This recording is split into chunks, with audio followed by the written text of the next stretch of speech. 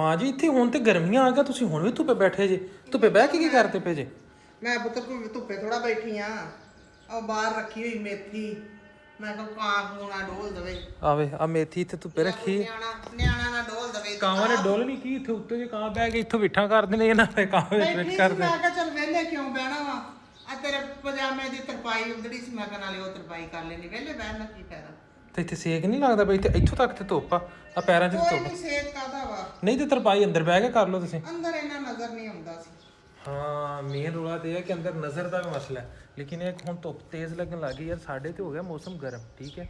ਸਾਰੇ ਪੌਦਿਆਂ ਨੇ ਮਾਸ਼ਾਅੱਲਾ ਦੁਬਾਰਾ ਪੱਤੇ ਕੱਢ ਲਏ ਨੇ। ਇਹ ਅਮਰੂਦ ਦੇ ਰਹਿ ਗਏ, ਸ਼ਤੂਤ ਗੋਲਾਂ ਨਾਲ ਭਰਿਆ ਪਿਆ ਤੇ ਪੱਤੇ ਉਹਨੇ ਦੁਬਾਰਾ ਕੱਢ ਲਏ ਨੇ। ਇਸ ਪੌਦੇ ਨੇ ਵੀ ਕੱਢ ਲਏ ਨੇ, ਨਿੰਮਾਂ ਵੀ ਫੁੱਟ ਪਈਆਂ ਨੇ ਸਾਰੀਆਂ ਮਾਸ਼ਾਅੱਲਾ। ਅੰਗੂਰਾਂ ਦੀ ਜਿਹੜੀ ਆਪਣੀ ਵੇਲ ਹੈ ਉਹ ਮੈਂ ਤੁਹਾਨੂੰ ਥੋੜੀ ਜਿਹੀ ਵਿਖਾਵਾਂ। ਅੰਗੂਰਾਂ ਦੀ ਵੇਲ ਵੀ ਫੁੱਟਣਾ ਸ਼ੁਰੂ ਹੋ ਗਈ, ਇਹ ਚੈੱਕ ਕਰੋ ਨਵੀਂ ਫੋਟ। ਲੇਕਿਨ ਇਹ ਕਹਿੰਦੇ ਅੰਗੂਰ ਸਾਰੇ ਹੀ ਪਰਲੇ ਪਾਸੇ ਚੱਲ ਜਾਣੇ। ਮਾਲਟੇ ਨੇ ਵੀ ਫੋਟ ਕਰ ਲਈਏ, ਕਲੀਆਂ ਵੀ ਫੁੱਟ ਪਈਆਂ ਨੇ, ਸਾਰੇ ਪੌਦੇ ਫੁੱਟ ਪਏ ਨੇ। ਇਹ ਮੁੱਢ ਦੇ ਵਿੱਚ ਵੇਖੋ ਅੰਗੂਰ ਦੀ ਵੇਲ ਨੇ ਕਿਹੜਾ ਕਿਹੜਾ ਕੱਢੇ। ਇਹਨੂੰ ਚਾਰਿਆਂ ਕਹਿੰਦੇ ਉੱਤੇ ਚੜਾ ਦਈਏ ਦੀਵਾਰ ਦੇ।